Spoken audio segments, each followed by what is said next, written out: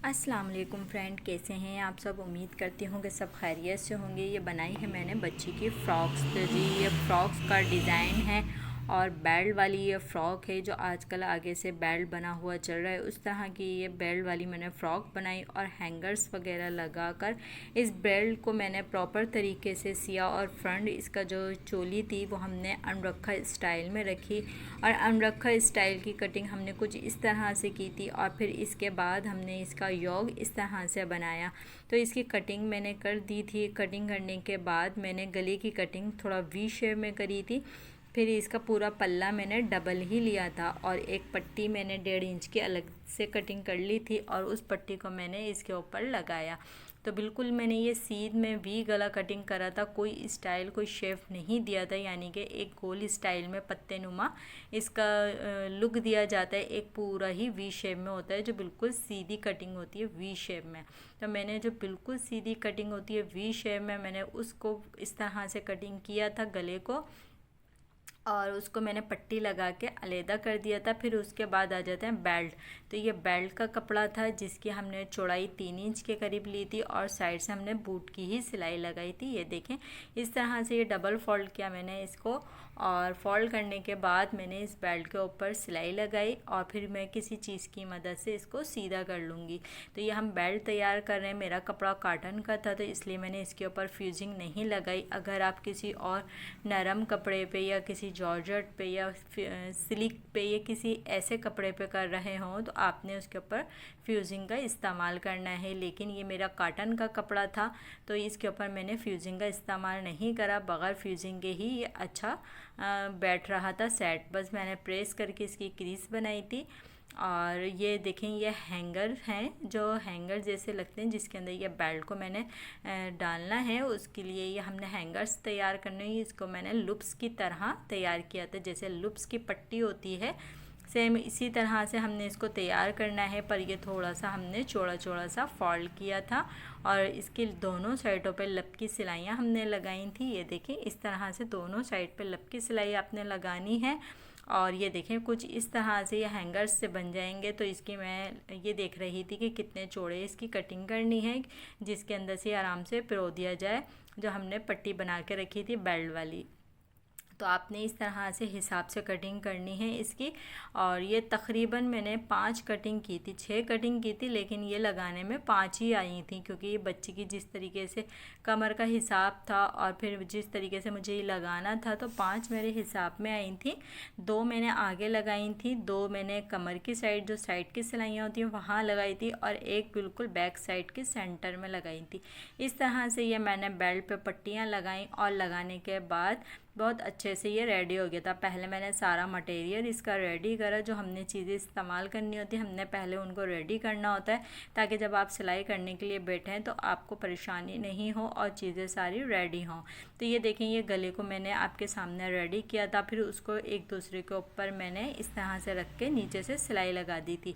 और ये फ्रंट मेरा बिल्कुल खुला ही था। इधर मैं चिट बटन का इस्तेमाल करूँगी और आप चाहें तो सिलाई भी लगा सकते हैं, लेकिन ये छोटी बच्ची का था तो इसलिए मैंने चिट बटन लगाया कि अगर सर से उतारने में परेशानी हो तो ये चिट बटन से हमारे बच्चे पे आराम से ये उतार पहना सकते हैं। तो इस तरह से ये मैंने चिट बटन का इस्तेमाल किया था। और अब इसके मैं शोल्डर जोड़ूंगी। बैक साइड से गला जो था वो मैंने बिल्कुल सादा बनाया था, गोल गला पाइपिंग लगा के। पीछे से इसका गला नहीं खोला था क्योंकि मैंने आगे ही चिट बटन का इस्तेमाल कर लिया था। तो इस तरह से आपने इसके शोल्डर को ज्वाइन करना है और फिर इसी तरीके से नॉर्मल तरीके से हमने बैक गले पे भी इसी तरह से सिलाई लगानी है। बहुत ही खूबसूरत सी हमारी फ़्रॉक का डिज़ाइन तैयार हुआ था और इसी में कटिंग भी आपको पूरी मुकम्मल दिखाती है। लेकिन छोटी फ़्रॉक्स होती हैं तो थोड़ी सी प्रॉब्लम होती है सिलने में दिखाने में। और लेकिन ये है कि मेरी कोशिश होती है कि मैं आपको सारी चीज़ें दिखाऊं स्टेप बाय स्टेप ताकि आपको हर चीज़ आसानी से सीखने को मिल जाए। तो इसी तरह से मैं बड़ों कपड़ों के साथ साथ छोटे कपड़ों की भी स्टिच कर ही लेती हूँ और वो भी डिज़ाइन करके। तो छोटी बच्चियों की जो फ़्रॉक्स होती हैं उनके ऊपर आपको पता है बड़ों से ज़्यादा डिज़ाइनिंग होती है और बड़ों से ज़्यादा उसमें टाइम लगता है छोटे बच्चों के कपड़ों में। तो इसी तरह से ये बच्ची का मैंने फ़्रॉक जो रेडी किया था उस पर खूब भरपूर मैंने डिज़ाइनिंग के साथ साथ इस सूट को तैयार किया था। प्लाज़ो इसका बनाया था चौड़े पाइंचों का, यानी कि बड़े बड़े पाइंचों का मैंने इसका प्लाज़ो बनाया था। और इसकी जो फ्रॉक थी वो भी हमारी सिलने के बाद बहुत प्यारी लग रही थी। ये हमारी स्लीव्स हैं, स्लीव्स के ऊपर मैंने इतनी ही चौड़ी ये पट्टी लगाई और वी कट इसको कर दिया था सेंटर करके, और वी कट को मैंने इसको स्टाइल दिया हुआ है। तो इसको मैंने इसी तरह से ये रखना था, और फिर इसका जो पट्टी मैंने अलग से लगाई थी उसको मैंने सिलाई कर ली थी फोल्ड करके थोड़ी थोड़ी सी।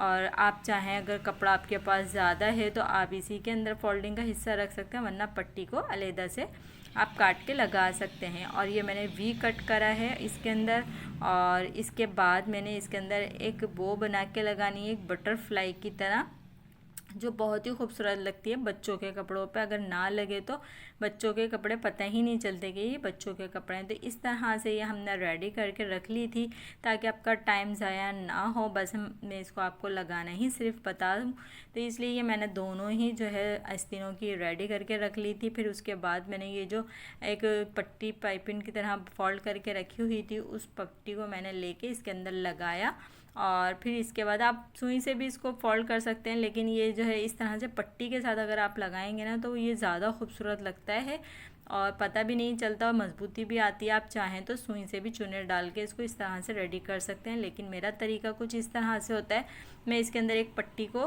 फोल्ड करके लगा देती हूँ, मुझे इससे ज़्यादा खूबसूरती लगती है कि ये ज़्यादा खूबसूरत है। आप इसके ऊपर फिर चाहे बाद में मोती लगाएं या ना लगाएं, बगैर मोती के भी ये खूबसूरत लग रहा होता है। तो इस तरह से आपने ये जो कट लगाया था, कट के बिल्कुल सीध में इस तरह से लगानी है। मैंने इसके ऊपर लगा दी थी सिलाई, तो सिलाई लगा के मैंने पक्का कर दिया था। इससे हमारी जो है ये जो हमने बटरफ्लाई लगाई इसमें मजबूती भी आ जाती है, और बच्चे तो पता ही है जितना मजबूत सी उतना ही कम होता है। तो ये देखें बड़ी प्यारा सा ये जो स्लीव्स का डिज़ाइन हमारा रेडी हुआ था। और इस तरह से ये मैंने क्वार्टर में बनाई है, बच्ची की स्लीव्स हैं, लेकिन ये बच्ची की स्लीव्स भी मैंने क्वार्टर में बनाई है क्योंकि ये डिज़ाइन जो है वो क्वार्टर आस्तीन पे अच्छा लगता है ज़्यादा। फिर इसके बाद क्या करना था, बच्ची की फ़्रॉक थी तो हमने इसकी आस्तीनें खुले में ही ज्वाइन कर दी थी।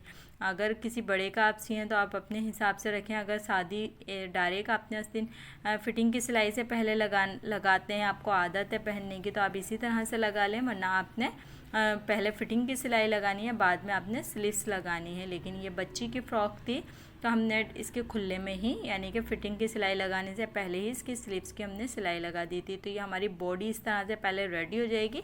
नीचे के गहरे में बहुत ज़्यादा काम नहीं था, सारा काम इसका बॉडी में ही था। तो हमने इसकी बॉडी रेडी करी। फिर इसके बाद मैं आपको बताऊँगी कि फिर मैंने इसके अंदर यानी कि जो चुने थी वो किस तरह की डाली और फिर बेल्ट किस तरह से लगाया, ये चीज़ भी आपको मैं वीडियो में दिखाऊंगी कि किस तरह से इस फ्रॉक को मैंने रेडी किया था। बहुत ही खूबसूरत से ये डिज़ाइन लग रहा था, कलर भी बहुत ही खूबसूरत लग रहा था।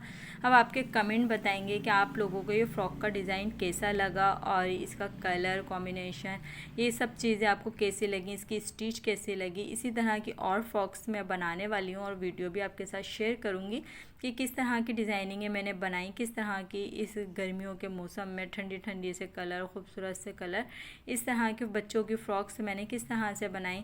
तो ये देखिए इस तरह से ये मैंने जो फ्रॉक का घेरा निकाला हुआ था वो एक सीधा कपड़ा निकाला हुआ था। फिर उसके बाद ये मैंने प्लेटें इस तरह से डाल दी थी इसके ऊपर, जो हमारी जो फिटिंग का साइज़ आ रहा था उस साइज़ के हिसाब से मैंने इसके ऊपर प्लेट्स लगाई और उन सबको सेट करा। फिर उसके बाद मैंने इससे अपने जो यॉक थी उससे साइज़ को नापा कि ये इसके हिसाब से आ रहा है या नहीं आ रहा। फिर उस हिसाब से सारी चुनों को मैंने एडजस्ट किया और फिर उसके बाद जो है मैंने ये चोली के साथ इसको ज्वाइन कर दिया था। अच्छा, प्लेट्स जो थी वो मैंने थोड़ी दूसरी स्टाइल में डाली थी, चुनों वाली नहीं डाली थी, ब्लॉक प्लेट्स डाली थी इसके अंदर, ताकि ये आप आसानी से बेल्ट वाली जो मैंने हैंगर्स वाली बेल्ट वाली ये बनाई है फ्रॉक्स, तो इसके लिए मैंने प्लेट्स इस तरह की डाली थी, एक दूसरे के सामने इसका रुख था। और ये देखें इस तरह से ये मैंने इसको फ्रॉक की चुने डाली। फिर इसके बाद मैंने ये देखें ये बिल्कुल सेट हो गया। आप चाहें तो प्रेस करके इसको जमा सकते हैं, लेकिन ये मुझे दिखाना था, प्रेस नहीं करी मैंने, डायरेक्ट ही इसको इस तरह से इसको सेट करा। तो आपने इस तरह से इसका हिसाब बनाना है। ये देखें मैंने ये इस तरह से इसका हिसाब बनाया कि मुझे किस फासले पे लगानी है। ये देखें इस तरह से ये मैंने कुछ हिसाब बनाया। 3 मेरी पीछे की साइड पे आई और 2 मेरे जो है फ्रंट साइड पे आई। तो ये देखें, ये जो हैंगर्स मैंने बनाए हुए थे इनको मैंने इस तरह से लगाना है पक्का करके। तो मैंने पहले एक ही साइड पे सिलाइयाँ लगाई, जो ऊपर वाली साइड थी, चोली वाली साइड, मैंने वहाँ सिलाई लगाई, इसको पक्का करा। और फिर इसी तरह से ये जो है मैंने सारी जो हैंगर्स थे वो लगाए। अब इसके अंदर हमने इसको प्रोना है, जो हमने बेल्ट तैयार करके रखा हुआ था उसको इसके अंदर प्रोएंगे। इसी तरह से हमारी फ्रॉक का डिज़ाइन भी रेडी हो जाएगा। और ये डिज़ाइन बहुत प्यारा लग रहा था, मैंने इसका हेयर बैंड भी बनाया था, वो भी बड़ा प्यारा लग रहा था, पर वो वीडियो में मैं दिखाना याद नहीं रहा। और लेकिन मैंने इसकी मैचिंग का ही हेयर बैंड भी बनाया था, बहुत ही खूबसूरत वो लग रहा था। अब आप लोग के कमेंट बताएंगे मेरी फ़्रॉक का डिज़ाइन कैसा लगा। इसी तरह की अच्छी अच्छी वीडियो देखने के लिए मेरे चैनल को सब्सक्राइब करें, और मज़ीद वीडियो इस चैनल पे मेरी देख सकते हैं। हर तरह का काम मेरे चैनल पे मौजूद है, ब्राइडल के हिसाब से, जेंट्स के हिसाब से, बच्चों बड़ों सब तरह के काम मेरे चैनल पे मौजूद। अपना ख्याल रखिएगा। मुझे दें इजाज़त। अल्लाह हाफ़िज़।